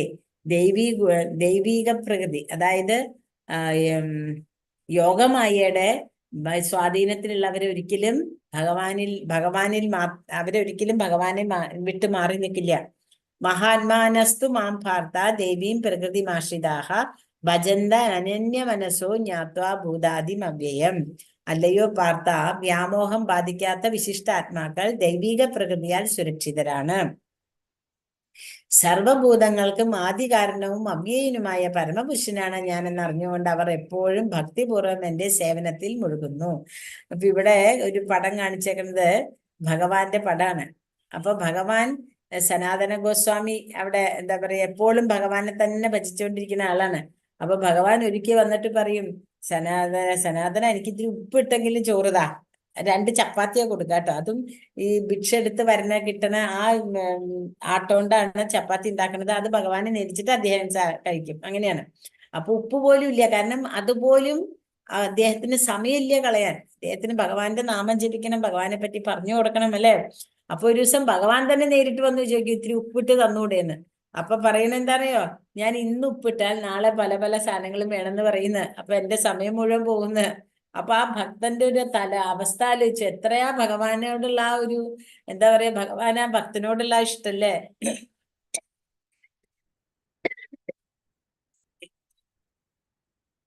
സോറി. പിന്നെ ഭഗവാൻ ഏറ്റവും നല്ലൊരു ഭക്തന്റെ ലക്ഷണം എന്താ പറയണത്? സതതം കീർത്തയന്തോ മാം. എപ്പോഴും ഭഗവാനെ പറ്റി ചിന്തിച്ചുകൊണ്ട് തന്നെ ഇരിക്കുന്ന ഒരാള്. എങ്ങനെയാണ്? നമ്മൾ എപ്പോഴും ഭഗവാൻ പറയാണ്ട് യഥന്തശ്ച ദൃഢവ്രത, ദൃഢനിശ്ചയത്തോടു കൂടെ തന്നെ ഭഗവാനെ ആലപിച്ചുകൊണ്ട് ഭഗവാന്റെ കീർത്തനങ്ങൾ ആലപിച്ചുകൊണ്ടിരിക്കുന്ന ആൾക്കാരെ നമസന്ധ്യശ്ച മാം ഭക്ത്യ നിത്യയുക്ത ഉപാസതേ. എങ്ങനെയാണ്? നമസന്ധ്യശ്ച മാം ഭക്ത്യ, എന്നെ ഭക്തിയോടുകൂടി ഉപാസിക്കുന്നവര് അല്ലെ, എന്നെ ഭക്തിയോടുകൂടെ ഉപാസിക്കുന്നവർക്ക് എപ്പോഴും എന്റെ കൂടെ തന്നെ ഉണ്ടാവും. ആ ഭഗവാൻ എപ്പോഴും പറയുന്ന ഒരു കാര്യമാണ്, എന്റെ കൂടെ എപ്പോഴും അവരുണ്ടാവും. എങ്ങനെയുള്ളവരാണ്? എപ്പോഴും ഭഗവാനെ തന്നെ ഭജിച്ചുകൊണ്ടിരിക്കുന്നവര്. അവരെ വിട്ട് ഭഗവാൻ ഒരിക്കലും പോവില്ല. ഭഗവാന്റെ കൂടെ, ഭഗവാൻ അവരുടെ കൂടെയാണ്. അവരുടെ ഹൃദയത്തിൽ ഭഗവാൻ എപ്പോഴും ഉണ്ട്, അവരുടെ എന്തിനും. അപ്പൊ ഭഗവാൻ എന്താ പറയണ? എല്ലായ്പ്പോഴും എന്റെ കീർത്തനങ്ങൾ ആലപിച്ചും നിശ്ചയദാർഢ്യത്തോടെ പ്രയത്നിച്ചുകൊണ്ടും എന്റെ മുമ്പിൽ പ്രണമിച്ചുകൊണ്ടും ഈ മഹാത്മാക്കൾ നിരന്തരം എന്നെ ഭക്തിയോടുകൂടെ ആരാധിക്കുന്നു. പിന്നെ ഭഗവാൻ നമുക്ക് പറഞ്ഞു തരണു, നമ്മള് എന്താ പറയുന്നത്? പിതാഹമസ്യ ജഗതോ മാതാധാതാ പിതാമഹ വേദ്യം പവിത്രം ഓങ്കാരം ഋക്സാമ രജുരേവച്ച അല്ലെ. അതായത് ഋഗ്, സാമം, യജുർവേദം. ഈ 3 വേദത്തിനെ പറ്റി ഇവിടെ പറയാണ്. പിതാഹമസ്യ ജഗതോ, ഈ ജഗത്തിന്റെ പിതാവും, മാതാ ധാതാ പിതാമഹ, ദാതാവും പിതാമഹനും ഭഗവാനാണ്. പ്രപിതാമഹൻ, അതായത് ഭഗവാൻ, നമ്മൾ പറയുന്നത് ബ്രഹ്മാവാണ് നമ്മുടെ എല്ലാവരുടെയും പിതാമഹൻ എന്ന് പറയും. ആ ബ്രഹ്മാവിന്റെയും പിതാവാണ് ആരാണ്? ഭഗവാനാണ് അല്ലെ. അപ്പൊ ഭഗവാനെ പ്രപിതാമഹൻ എന്ന് നമുക്ക് പറയാം. അങ്ങനെയുള്ള ആ ഭഗവാൻ തന്നെയാണ് എല്ലാത്തിൻ്റെയും കാരണം. അതായത് ഈ സാമവേദങ്ങളുടെയും യജുർവേദത്തിന്റെയും ഋഗ്വേദത്തിന്റെയും എല്ലാത്തിന്റെയും എല്ലാം ഉത്ഭവിച്ചത് എവിടെ നിന്നാണ്? ഭഗവാനിൽ നിന്ന്. എല്ലാ വേദമന്ത്രത്തിന്റെ ആദ്യം ഉരുവിടുന്ന ഓങ്കാരം, പ്രണവമന്ത്രം ഭഗവാനിൽ നിന്ന്. അപ്പോ എല്ലാത്തിൻ്റെയും ഉറവിടം ഭഗവാനാണ്. ലക്ഷ്യവും ഭരണകർത്താവും പ്രഭുവും സാക്ഷിയും വാസസ്ഥാനവും ആശയവും ഉറ്റമിത്രവും ഞാനാകുന്നു. എല്ലാത്തിൻ്റെയും അടിസ്ഥാനവും ശാശ്വതമായ ബീജവും ഞാൻ തന്നെ. അപ്പൊ ഭഗവാൻ ഇതിനു മുമ്പ് നമ്മളോട് പറഞ്ഞു അഹം ബീജ പ്രദപിതാണ്. ഇവിടെയും ഭഗവാൻ അത് തന്നെ പറയണത്. എന്താ പറയണത്? ഗതിർ ഭർത്ത ഭൃഗു സാക്ഷി നിവാസ ശരണം സുഹൃത് പ്രഭവ പ്രളയസ്ഥാനം നിദാനം ബീജം അവ്യയം. എല്ലാത്തിൻ്റെയും ബീജമായിട്ട് നിലനിൽക്കുന്നത് ഞാൻ തന്നെയാണ്. ലക്ഷ്യവും ഭരണകർത്താവും പ്രഭുവും സാക്ഷിയും വാസസ്ഥാനവും ആശയവും എല്ലാം ഉറ്റമിത്രവും അത് ഭഗവാൻ തന്നെ ആദ്യം പറഞ്ഞിട്ടുണ്ടല്ലേ. ഭോക്താരാം യജ്ഞതപസാം സർവഭൂത മഹേശ്വരം സുഹൃതം സർവഭൂതാനാം ജ്ഞാത്വാമാം ശാന്തി മത്സ്യതി. എല്ലാ ജീവജാലങ്ങളുടെയും ഹൃദയത്തിലെ സുഹൃത്തായിട്ട് ഭഗവാൻ ഇരിക്കണമെന്ന് ഭഗവാൻ നമുക്ക് പറഞ്ഞു തന്നുണ്ട്. അപ്പൊ എല്ലാം ഭഗവാനാണ്. എല്ലാത്തിന്റെയും ശാശ്വതമായ ബീജവും ഭഗവാനിൽ നിന്ന് തന്നെയാണ്. 19ാമത്തെ ശ്ലോകത്തിൽ പറയുന്നു, അല്ലയോ അർജുന ഞാൻ ഊർജം പ്രദാനം ചെയ്യുന്നു. മഴ പെയ്യിക്കുന്നതും നിർത്തുന്നതും ഞാൻ തന്നെ. ഞാനാണ് അമൃതവും മൃത്യുവും ആത്മാവും ജഡവസ്തുവും എന്നിലാണ്. ഭഗവാൻ വളരെ കരുണാമയനാണ്. ഒന്ന് ആലോചിച്ച് നോക്കൂ. നമുക്കിത് ഒറ്റ മിനിറ്റിൽ പറഞ്ഞു തന്നു എല്ലാം ഭഗവാനിൽ നിന്നാന്ന് പറഞ്ഞാൽ തീരാനുള്ളതേ ഉള്ളൂ. പക്ഷെ ഭഗവാൻ ഓരോന്നായിട്ട് എടുത്ത് പറഞ്ഞു തരികയാണ് നമ്മളോട്. ഞാനാണട്ടോ ഇതെല്ലാം. അപ്പൊ നിങ്ങളെ ആരും എന്നെ മറക്കരുത്. എല്ലാവരും എന്നെ അറിഞ്ഞോളൂ. നിസാരം വെള്ളം കുടിക്കുമ്പോ പോലും നിങ്ങൾക്ക് മനസ്സിലുണ്ടാവണം ഇത് ഭഗവാനാണ്, ഭഗവാന്റെ വിഭൂതിയാണ്. അതേപോലെ തന്നെ പൗരുഷമായിട്ടുള്ള കാര്യങ്ങൾ, അതേപോലെ എന്താ പറയാ, രസോഹം അപ്സുഖം, സൂര്യന്റെ പ്രകാശം, ചന്ദ്രന്റെ എന്താണ് കുളിർമ, ഇതെല്ലാം ഭഗവാനാണ്. ആ കണ്ണ് ഭഗവാനാണ് അല്ലെ. സൂര്യനും ചന്ദ്രനും ഭഗവാന്റെ കണ്ണുകളാന്ന് പറയാം. അപ്പം അങ്ങനെ എല്ലാത്തിലും ഭഗവാനെ കാണാൻ വേണ്ടിയിട്ടാണ് ഭഗവാൻ ഇത് പറഞ്ഞു തരുന്നത്. എന്ത് കാണുമ്പോഴും ഇത് ഭഗവാന്റെ തന്നെയാണ്, ഭഗവാന്റെ സൃഷ്ടിയാണ്, ഭഗവാൻ അല്ലാണ്ട് ഈ ലോകത്ത് ഒന്നുമില്ല എന്നുള്ള ആ ഒരു ബോധത്തിലേക്ക് നമ്മൾ വരുമ്പോൾ നമുക്ക് ഒരിക്കലും ഒരു ജീവിയും ഉപദ്രവിക്കാൻ സാധിക്കില്ല. കാരണം ഇതിനൊന്നും അധിപൻ നമ്മളല്ല. നമ്മൾ ഇതിന്റെ ഒന്നിന്റെയും എന്താ പറയാ ആസ്വാദകത്തിന് നമുക്ക് യോഗ്യതയില്ല. കാരണം ഇതെല്ലാം ഭഗവാന്റെ സൃഷ്ടികളും ഭഗവാൻ നമുക്ക് അനുഭവിക്കാൻ വേണ്ടി തന്നിട്ടുള്ളതാണ്. ഒരു പൂ പറിക്കുമ്പോൾ പോലും ആ പൂവിനെ പോലും ഭഗവാന്റെ കാരുണ്യാണ് നമുക്ക് പറിക്കാൻ സാധിക്കുന്നത്, അല്ലെ. ഇപ്പൊ നമ്മളെ കൊണ്ട് കൈ പൊക്കണമെങ്കിൽ കൂടി അതിന് വരെ നമ്മുടെ ഭഗവാന്റെ അനുഗ്രഹം വേണം. അതാ ഒരു വശത്തിന് പ്രശ്നങ്ങൾ വരുമ്പോഴേ നമ്മൾ അതിന്റെ പറ്റി അറിയുന്നുള്ളൂ. അപ്പൊ എല്ലാത്തിലെയും ഭഗവാനെ കാണാൻ നോക്കിയാൽ നമുക്ക് ആരോടും ദേഷ്യം ഉണ്ടാവില്ല, ആരെയും നമ്മൾ വെറുക്കില്ല, ആരെയും നമ്മൾ മാറ്റി നിർത്തില്ല. കാരണം എല്ലാം ഭഗവാൻ മാത്രമാണ് എന്നുള്ള ആ ഒരു ഉയർച്ചയിലേക്ക് വരാനായിട്ട് എത്ര കാരുണ്യമായിട്ട് ഭഗവാൻ നമുക്കെല്ലാം പറഞ്ഞു തരണേ. എന്നിട്ട് നമുക്ക് മനസ്സിലാക്കാൻ എത്ര ബുദ്ധിമുട്ടല്ലേ. 20ാമത്തെ ശ്ലോകത്തിൽ ഭഗവാൻ പറയുന്നു, ത്രൈവിദ്യാമാം സോമപാ പൂതപാപ യജ്ഞൈരിഷ്ട്വാ സ്വർഗതീം പ്രാർത്ഥയന്തേ തേ പുണ്യമാസാദ്യ സുരേന്ദ്രലോകം അശ്നന്തി ദിവ്യാൻ ദിവിദേവ ഭോഗാൻ. അതായത് സ്വർഗീയ സുഖങ്ങൾ കാക്ഷിച്ച്, നമ്മൾ നേരത്തെ പറഞ്ഞു, വേദങ്ങളൊക്കെ എല്ലാം പഠിച്ചാൽ വേദങ്ങളെല്ലാം ഭഗവാനിൽ നിന്നാണ്. വേദസൂക്തങ്ങൾ ചൊല്ലുന്നുണ്ട്. ഇപ്പൊ ഇഷ്ടംപോലെ പേര് വേദങ്ങൾ പഠിക്കുന്നുണ്ട്. പക്ഷെ ഭഗവാനെ അറിയില്ല അവരെപ്പോഴും. അവര് വേദസൂക്തങ്ങളിൽ കൂടെ സൂക്തങ്ങളൊക്കെ ചൊല്ലണം, നല്ലതാ. കാരണം പുരുഷ സൂക്തം ചൊല്ലിയിട്ടാണ് ബ്രഹ്മാവ് തന്നെ ഭഗവാനെ കാര്യങ്ങൾ എന്താണ് ഉണർത്തുന്നത്, ക്ഷീരസമുദ്രത്തിന്റെ അവിടെ ചെന്നിട്ട്. അതിൻ്റെതായ ഫലങ്ങളുണ്ട്. പക്ഷെ അവർക്ക് എത്ര പേർക്ക് നമ്മൾക്ക് മനസ്സിലാവണ പോലെ ഭഗവാനെ കുറിച്ച് പറയാൻ പറ്റും? എത്ര പേർക്ക് ഭഗവാൻ ആരാന്ന് പറഞ്ഞു തരാൻ പറ്റും? പറ്റില്ല. ഭഗവാനെ മനസ്സിലാക്കണമെങ്കിൽ ഭഗവാന്റെ അനുഗ്രഹത്തോടു കൂടെ ആ ഗുരുശിഷ്യ പരമ്പരയിൽ കൂടി കിട്ടിയിട്ടുള്ള നമ്മുടെ അറിവിനെ കൊണ്ട് മാത്രമേ നമുക്ക് സാധിക്കുള്ളൂ. അതും ഭഗവാന്റെ കാരുണ്യം ഉണ്ടെങ്കിൽ. എല്ലാവർക്കും അത് കാരുണ്യം സാധിക്കുമെന്ന് നമുക്ക് പറയാൻ പറ്റില്ല. അപ്പൊ അതിന് നമ്മൾ ഭഗവാനോടും നമ്മുടെ ഗുരുശിഷ്യ പരമ്പരയോടും കടപ്പെട്ടിരിക്കുകയാണ്. നമ്മൾക്ക് നമ്മുടെ ശിക്ഷാഗുരുക്കന്മാരോടും എല്ലാവരോടും നമ്മൾ കടപ്പാടുണ്ട്. അപ്പൊ ആ വൈഷ്ണവരുടെ പാദ നമസ്കാരം തുടങ്ങിയിട്ടാണ് നമ്മൾ ഓരോ ക്ലാസ് തുടങ്ങണത്, അല്ലെ. കാരണം ഇതൊന്നും നമ്മുടെ ആരുടെയും കഴിവല്ല. നമ്മൾ ക്ലാസ് കേൾക്കാൻ സാധിക്കുന്നതും ഭഗവാന്റെ അനുഗ്രഹമാണ്. എത്രയോ പേർക്ക് ഒരു ലിങ്ക് കിട്ടിയിട്ട് ക്ലാസ് കയറാണ്ടിരിക്കുന്നുണ്ട്. ഇനി എത്ര പേര് കയറിയാൽ തന്നെ മുഴുമിപ്പിക്കാണ്ടിരിക്കുന്നു. ഇനി അഥവാ കയറി ക്ലാസ് കേട്ടാൽ തന്നെ അടുത്ത സ്റ്റേജിലേക്ക് ഇനിയും കേൾക്കണം എന്ന് തോന്നാത്ത എത്രയോ പേരുണ്ട്. അപ്പൊ ഇതൊക്കെ ഭഗവാന്റെ കാരുണ്യാണ്. എത്രത്തോളം നമ്മളിലേക്ക് വരണോ അത്രത്തോളം നമ്മളെ കൊണ്ടാവണം എന്നുള്ളതാണ്. അപ്പൊ അതാണ് പറയുന്നത്, ഇന്ദ്രനെ സ്വർഗത്തിൽ ജനിച്ച് അവർ ദിവ്യ സുഖങ്ങൾ അനുഭവിക്കുന്നു. എന്നാൽ നമ്മൾ ചെയ്ത പുണ്യങ്ങൾക്കനുസരിച്ച് നമ്മൾ സ്വർഗത്തിൽ പോയിട്ട് അതിന്റെ പുണ്യങ്ങൾ അനുഭവിച്ചാലും പിന്നെ ഭഗവാൻ അടുത്ത ശ്ലോകത്തിൽ എന്താ പറയണേന്ന് അറിയോ? തേ തം ഭുക്ത്വാ സ്വർഗലോകം വിശാലം ക്ഷീണേ പുണ്യേ മർത്യലോകം വിശന്തി. ഇതെല്ലാം ഇനി സ്വർഗത്തിൽ എത്തിന്ന് വിചാരിക്കൂ. നമ്മൾ ചെയ്ത പുണ്യങ്ങൾ ഇപ്പൊ ചിലപ്പോ ആൾക്കാർ പറഞ്ഞതേക്കാം, നമ്മൾ മാധവ സേവ വേണ്ട, മാനവ സേവയാണ് ഏറ്റവും ആവശ്യം, നമ്മള് ആൾക്കാർക്ക് സാധനങ്ങൾ കൊടുത്താൽ മതി, അതാണ് ഏറ്റവും, അതൊക്കെ പുണ്യകർമ്മമൊന്നും അല്ല എന്ന് പറയണില്ല. കാരണം നല്ലതൊക്കെ ചെയ്യണതും വേണം. പക്ഷേ ഭഗവാൻ തന്നെ പറയണ, ഒരു വിശന്ന് വരുന്ന ഒരാൾക്ക് ഒരു നേരത്തെ അന്നം നമുക്ക് കൊടുക്കാം, അല്ലെങ്കിൽ കുറെ അവർക്ക് ഭക്ഷണം ഊട്ടുണ്ടെന്ന് വെക്കൂ, ആ ഒരു സമയം കഴിഞ്ഞാൽ അവരുടെ വയറു നിറയുന്നവരെ അവർക്ക് കഴിക്കാൻ പറ്റുള്ളൂ.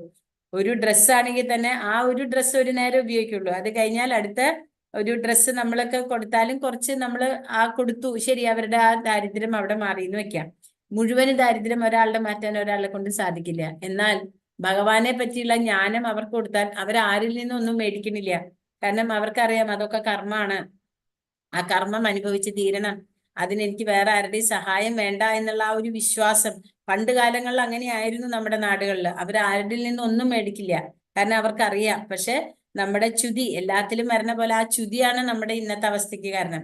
അപ്പൊ നമ്മൾ മനസ്സിലാക്കാൻ, നമുക്ക് ഭഗവാന്റെ അനുഗ്രഹം ഇല്ലാണ്ട് ഇനി എത്ര സ്വർഗം, എത്ര പുണ്യം ചെയ്താലും, നമ്മൾ സ്വർഗലോകം വരെ എത്തിക്കഴിഞ്ഞാലും തിരിച്ച് ഈ ഭൂമിയിൽ തന്നെ ക്ഷീണേ പുണ്യേ മർത്യലോകം വിശന്തി, നമ്മൾ തിരിച്ചും ഈ മർത്യലോകത്തിൽ വരണം.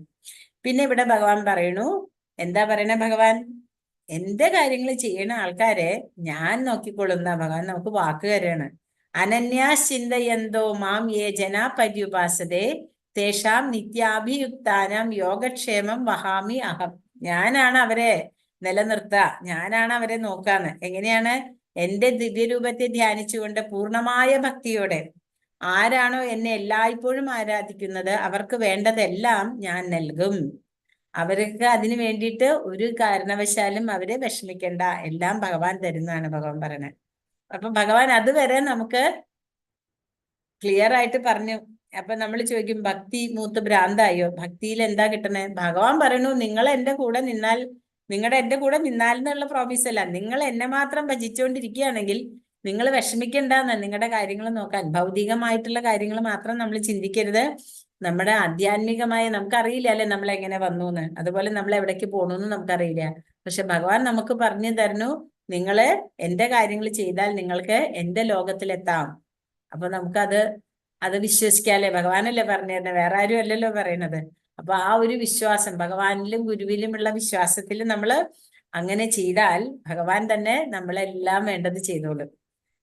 പിന്നെ ഇവിടെ എന്താ പറയണത്?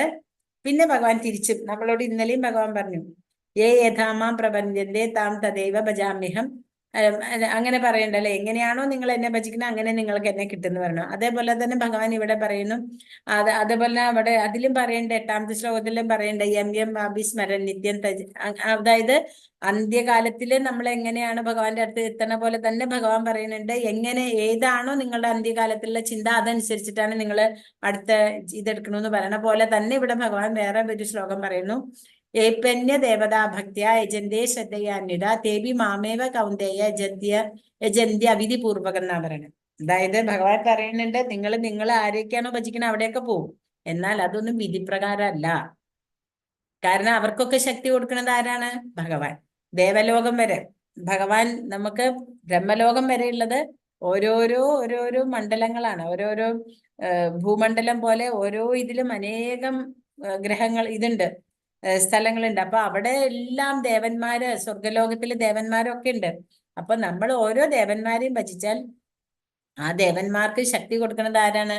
ഭഗവാൻ. അപ്പൊ അതിനെ അവിധിപൂർവകം എന്നാണ് ഭഗവാൻ പറയുന്നത്.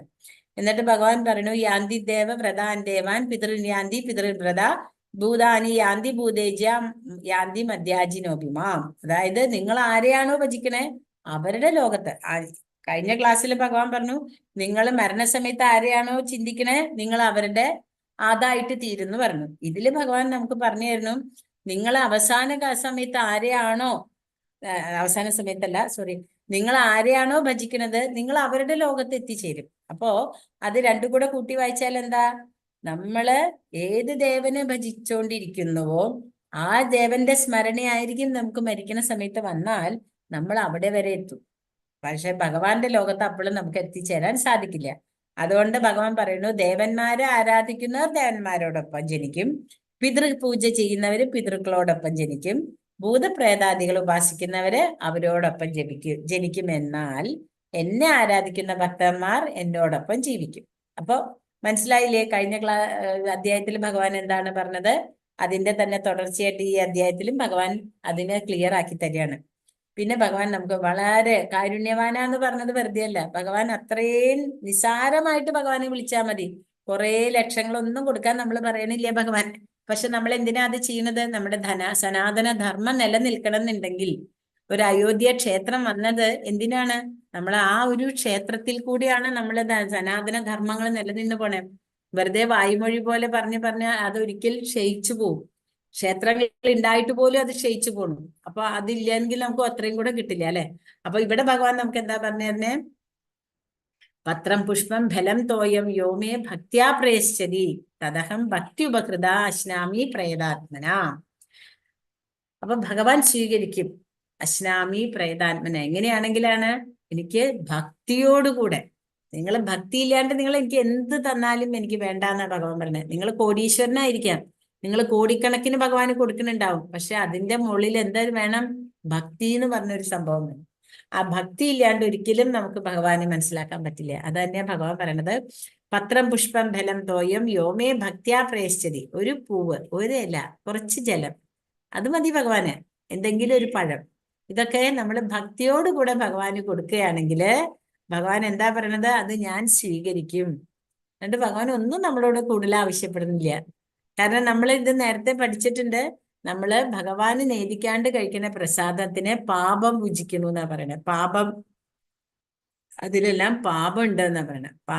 അപ്പൊ അത് ഇല്ലാണ്ടിരിക്കണമെങ്കിൽ നമ്മളെല്ലാം ഭഗവാന് കൊടുത്തിട്ട് പ്രസാദമാക്കിയിട്ട് വേണം നമ്മൾ സ്വീകരിക്കണമെങ്കിൽ.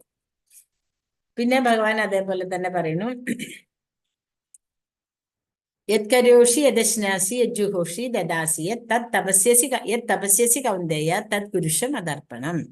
നീ എന്ത് ചെയ്താലും, അതാണ് ഭഗവാൻ വീണ്ടും വീണ്ടും നമ്മളെ അത്രയും സ്നേഹമാണ് ഭഗവാൻ നമ്മളോട്. എങ്ങനെയെങ്കിലും ഭഗവാന്റെ ലോകത്തേക്ക് എത്തിച്ചേരാൻ വേണ്ടിയിട്ടാണ് നമ്മളോട് ഇത് പറയുന്നത്. അപ്പോഴും ഭഗവാൻ നേരത്തെ പറഞ്ഞ എന്തുണ്ട്? മനുഷ്യാണാം സഹസ്രേഷു കശ്ചിത് ദദതി സിദ്ധയെ, അല്ലെ? മനുഷ്യന്മാരിൽ കുറച്ചു പേർക്ക് മാത്രമേ എൻ്റെ അടുത്ത് എത്താൻ പറ്റുള്ളൂ എന്ന് മനസ്സിലാക്കിയത് കൊണ്ടാണ് ഭഗവാൻ തിരിച്ചും നമുക്ക് പറഞ്ഞു തരുന്നത്. ഞാൻ നേരത്തെ പറഞ്ഞ പോലെ ആരാണ് ഏറ്റവും വലിയ ഭഗവാന്റെ ഭക്തൻ എന്ന് നമുക്കറിയില്ല. അപ്പൊ അത് ഭഗവാൻ അവരിലേക്ക് എത്തിക്കാനാണ് ഓരോരോ മാർഗങ്ങളാണിത്. അപ്പൊ ഭഗവാൻ ഇവിടെ പറഞ്ഞു തരുന്നു, യത് കരോഷി യദശ്നാസി യജ്ജുഹോഷി ദദാസി യത് തപസ്യസി കൗന്ദേയ തത് പുരുഷം അതർപ്പണം. മതർപ്പണം. നീ എന്ത് ചെയ്യുന്നുവോ, എന്ത് നിവേദിക്കുന്നുവോ, ഭക്ഷിക്കുന്നുവോ, എന്ത് ദാനം ചെയ്യുന്നുവോ, എന്ത് തപശ്ചര്യകൾ അനുഷ്ഠിക്കുന്നുവോ കുന്തിപുത്ര, അതെല്ലാം എനിക്കായി അർപ്പിച്ചുകൊണ്ട് ചെയ്യുക, ഭഗവാന് വേണ്ടി ചെയ്യുക. പിന്നെ ഭഗവാൻ എന്താ പറയണത്? എനിക്ക് ആരും ഫ്രണ്ടും ഇല്ല, എനിക്ക് ആരും ദേഷ്യമില്ല, എനിക്ക് എല്ലാവരും ഒരുപോലെയാണ്. എന്നാൽ എൻ്റെ ഭക്തൻ എൻ്റെ കൂടെ അധിവസിക്കുന്നു, എൻ്റെ കൂടെ എപ്പോഴും എൻ്റെ ഭക്തൻ ഉണ്ടാവും എന്നാണ് ഭഗവാൻ പറയുന്നത്. സമൂഹം സർവഭൂതേഷു, എല്ലാത്തിലും ഞാൻ ഒരേപോലെയാ കാണുന്നത്. നമേ ദ്വേഷ്യോസ്തിന പ്രിയ യേ ഭജന്തിതു മാം ഭക്ത്യ മയിതേ തേഷു ചാപ്യഹം. അതായത് ആരാണോ എൻ്റെ ഭക്തനായിട്ടുള്ളത് ആ ഭക്തൻ എപ്പോഴും എൻ്റെ കൂടെ തന്നെ ഉണ്ടായിരിക്കും. അഭിചേതസു ദുരാചാരോ ഭജതേ മാമനന്യഭാഗ് സാധുരേവസ മന്തവ്യ സമ്യക് വ്യവസിതാഹി സഹ. ഒരാൾ അത്യന്തം ഹീനമായ ദുഷ്കർമ്മം, അവിടെയും ഭഗവാൻ എന്തൊരു കാരുണ്യാന്ന് ആലോചിച്ചു നോക്കൂ. ഭഗവാന്റെ ഒരു ഭക്തൻ ഒരു അവസരത്തിൽ തെറ്റ് ചെയ്താൽ പോലും, ഒരു വൈഷ്ണവൻ ഒരു തെറ്റ് ചെയ്താൽ പോലും ഭഗവാൻ പറയണു അവനെ തെറ്റുകാരനായിട്ട് കണക്കാക്കണ്ട. അവന്റെ ആ നിമിഷത്തിന്റെ ആ സാഹചര്യത്തില് ഒരു പക്ഷെ അവൻ ചെയ്തതായിരിക്കും ആ തെറ്റ്. അപ്പൊ നമ്മൾ എന്താ ചെയ്യേണ്ടത്? ഒരു വൈഷ്ണവനെ നമ്മള് മാറി നിന്നോ മുമ്പിൽ വെച്ചോ അവഹേളിക്കരുത്. കാരണം നമുക്കറിയില്ല അദ്ദേഹത്തിന്റെ സാഹചര്യം എന്തായിരുന്നു എന്നല്ലേ. ഭഗവാൻ തന്നെ അത് പറഞ്ഞു തരുന്നു. അങ്ങനെ അറിയാണ്ട് പോലും ഒരു തെറ്റ് ചെയ്തിട്ടുണ്ടെങ്കിൽ പോലും അവനെ ഭക്തനാണെന്ന് കരുതണം. അവന് ദൃഢവിശ്വാസമുള്ളവനാണ്. അവൻ എന്തെങ്കിലും എന്ന് വെച്ചാൽ അതൊരു എക്സ്ക്യൂസ് ആയിട്ട് എടുക്കരുത്. ഓ ഞാൻ ഇത്ര നാമം ജപിക്കുന്നുണ്ടല്ലോ, ഭഗവാൻ പറഞ്ഞിട്ടുണ്ടല്ലോ, അതുകൊണ്ട് എനിക്ക് എന്തും ചെയ്യാന്നല്ല. എപ്പോഴെങ്കിലും അറിയാണ്ടൊരു തെറ്റ് ചെയ്തു എന്ന് വെച്ചാൽ കൂടെ അവൻ ഭഗവാന്റെ ഭക്തനല്ലാണ്ടായി തീരണില്ല എന്ന് ഭഗവാൻ നമ്മളോട് പറഞ്ഞു തരാം. ഇവിടെ നമ്മള് ജഗായി മതായി എന്ന് പറഞ്ഞിട്ട് രണ്ടുപേര് നല്ല ബ്രാഹ്മണന്മാരുടെ കുടുംബത്തില് ബ്രാഹ്മണന്മാരായിട്ട് ജനിച്ചിട്ട് അവര് അധപ്പതിക്കുകയാണ്. അങ്ങനെ അധപ്പതിക്കാന്ന് വെച്ചാൽ മദ്യം, മാംസം, സ്ത്രീ, ചൂതാട്ടം, അങ്ങനെ എല്ലാ തരത്തിലും ജീവിച്ചിട്ട് അവരെ തിരിച്ചു കൊണ്ടുവരാനായിട്ട് നിത്യാനന്ദ പ്രഭു വന്ന് അവരോട് പറയുമ്പോ അതിലൊരാൾക്ക് തീരെ ഇഷ്ടാവാഞ്ഞിട്ട് പൊട്ടിയ കല്ലെടുത്തിട്ട്, അല്ല, കുടം പൊട്ടിച്ചിട്ട് നിത്യാനന്ദ പ്രഭുവിന്റെ നേരെ എറിഞ്ഞ് അദ്ദേഹത്തിന്റെ പ്രഭുവിന്റെ ഇവിടെ നിന്നൊക്കെ ചോര വരും. ഇത് കണ്ട് മഹാപ്രഭുവിന് ദേഷ്യം വരികയാണ്. മഹാപ്രഭു നമുക്ക് പറഞ്ഞു തന്നിട്ട് തൃണാദപി സുനീചേന തരോരപി സഹിഷ്ണുന മാനിന മാനതയാ കീർത്തനീയ സദാഹരി. പുല്ലിനെ പോലെ എളിമയുള്ളതാവണം, മരത്തിനെ പോലെ ക്ഷമയുള്ളതാവണം. എന്നാൽ പല വിഘ്നങ്ങൾ വന്നാലും നമ്മൾ സദാ ഹരി, എപ്പോഴും ഹരിയെ ഭജിച്ചുകൊണ്ടിരിക്കണം എന്ന് ശിഷ്ടാഷ്ടത്തിൽ പറയണ ആ മഹാപ്രഭു പോലും ആ സമയത്ത് കോപാവിഷ്ടനായി എന്നാ പറയണത്. അദ്ദേഹം സുദർശന ചക്രത്തിനെ വിളിച്ചു എന്നാ പറയണത്. അപ്പൊ നിത്യാനന്ദ പ്രഭു പറയാണ് അവരോട് കരുണ കാണിക്കണം, അവരെ അങ്ങനെ ചെയ്യരുത് എന്ന് പറയാണ്. അങ്ങനെ അവര് വലിയ രണ്ട് ഭക്തന്മാരായിട്ട് മാറുകയാണ്. ഇവിടെ 31-ാമത്തെ ശ്ലോകത്തിൽ പറയുന്നു, ക്ഷിപ്രം ഭവതി ധർമാത്മാ ശാശ്വതി നിഗശ്ചതി കൗന്ദേയ പ്രതിജാനീഹി നമേ ഭക്ത പ്രണശ്യതി. കൗന്ദേയ, അല്ലയോ കുന്തിപുത്ര, പ്രതിജാനാഹി, നീ ഉറച്ചങ്ങോട്ട് ഉറക്കെ പറയാനാ പറയണത്. എന്താണ്? നമേ ഭക്ത പ്രണശ്യതി, എന്റെ ഭക്തന്മാരൊരിക്കലും നശിക്കില്ല. അപ്പൊ ഭഗവാന്റെ ഭക്തന്മാർക്ക് ഭഗവാൻ എന്താ ചെയ്യണേ? ഞാൻ അവരെ ഞാൻ കാത്തോളാം, അവരെപ്പോഴും എൻ്റെ കൂടെ വസിക്കുന്നുണ്ട്, അവർക്കൊരിക്കലും ഒരു നാശവും ഉണ്ടാവില്ല. അല്ലെ? നമേ ഭക്ത പ്രണശ്യതി ക്ഷിപ്രം ഭവതി ധർമാത്മാ ശാശ്വതി നിഗശ്ചതി കൗന്ദേയ പ്രതിജാനീഹി നമേ ഭക്ത പ്രണശ്യതി. അവൻ വേഗത്തിൽ ധാർമ്മികനായി തീർന്ന് ശാശ്വതമായ ശാന്തി നേടുന്നു. എന്റെ ഭക്തൻ ഒരിക്കലും നാശം സംഭവിക്കുന്നില്ല എന്ന് കുന്തിപുത്ര ഉറച്ച് പ്രഖ്യാപിക്കൂ. അടുത്ത ശ്ലോകത്തിൽ പറയുന്നു ഭഗവാൻ, മാംഹി പാർത്ഥ വ്യഭാഷിത്യ ഏബിസ്യുപാപയോനയ സ്ത്രീയോ വൈശ്യാസ്തദാ ശൂദ്ര തേബി യാന്തി പരാഗതി. അതായത് പാർത്ഥ, എന്നെ ആശ്രയിക്കുന്നവര് അധമകുലത്തിൽ പിറന്നവരോ സ്ത്രീകളോ കച്ചവടക്കാരോ ശൂദ്രരോ ആരായാലും ശരി പരമപദം പ്രാപിക്കും. ഭഗവാൻ ഒരിക്കലും പറഞ്ഞിട്ടില്ല ബ്രാഹ്മണൻ മാത്രമേ പരമപദത്തിൽ വരുള്ളൂ, അല്ലെങ്കിൽ എന്താ പറയാ ക്ഷത്രിയനും ബ്രാഹ്മണൻ മാത്രമേ വരുള്ളൂ, പുരുഷന്മാര് മാത്രമേ എന്നൊന്നും പറഞ്ഞിട്ടില്ല ഭഗവാൻ. ഭഗവാൻ പറയണത് ആരായാലും, കുട്ടിയായാലും സ്ത്രീ ആയാലും ഏത് ജാതി പറഞ്ഞാലും ഏത് കുലത്തിലുള്ളവരായാലും എങ്ങനെ നടന്നവരായാലും ഭക്തിയാണെങ്കിൽ ഭക്തൻ അങ്ങനെ നടക്കില്ല, അത് വേറെ കാര്യം. ഭക്തനാണെങ്കിൽ അവൻ എന്റെ ലോകത്തില് എന്റെ പരമപദം പ്രാപിച്ചിരിക്കും. ഇനി അടുത്ത ശ്ലോകത്തില് ഭഗവാൻ എന്താ പറയണേ? എങ്ങനെയാണ് ഭഗവാനെ ഭജിക്കേണ്ടത്? മന്മനാഭവ മദ്ഭക്തോ മദ്യാജീമാം നമസ്കുരു മാമേ വൈശ്യസ്യുക്തേവ ആത്മാനം മത്പരായണ. എന്താ ഭഗവാൻ പറയണത്? എന്നിൽ മനസ്സുറപ്പിക്കുക. മന്മനാഭവ മദ്ഭക്ത, എന്റെ ഭക്തനാവുക. മദ്യാജീമാം നമസ്കുരു, എന്നെ നമസ്കരിക്കുക. മാമേ വൈശ്യസി യുക്തന്തേ മായാമേതാം യുക്തേവ ആത്മാനം മത്പരായണ. എപ്പോഴും ഭഗവാനെ നമ്മൾ പറഞ്ഞു തന്നിട്ടല്ലേ ശ്രവണം, കീർത്തന, സ്മരണം.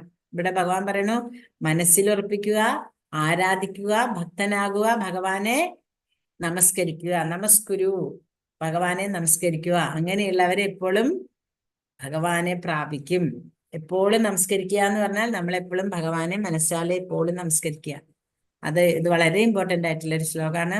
മന്മനാഭവ മദ്ഭക്ത ഭക്തോ മദ്യാജിമാ നമസ്കുരു മാമേ വൈശ്യസ്യുക്തേവ ആത്മാനം മത്പരായണ. എന്നെ പ്രാപിക്കുമെന്നുള്ളത് തീർച്ചയാണ്. ഹരേ കൃഷ്ണ ഹരേ കൃഷ്ണ കൃഷ്ണ കൃഷ്ണ ഹരേ ഹരേ, ഹരേ രാമ രാമ രാമ ഹരേ ഹരേ, ഹരേ കൃഷ്ണ.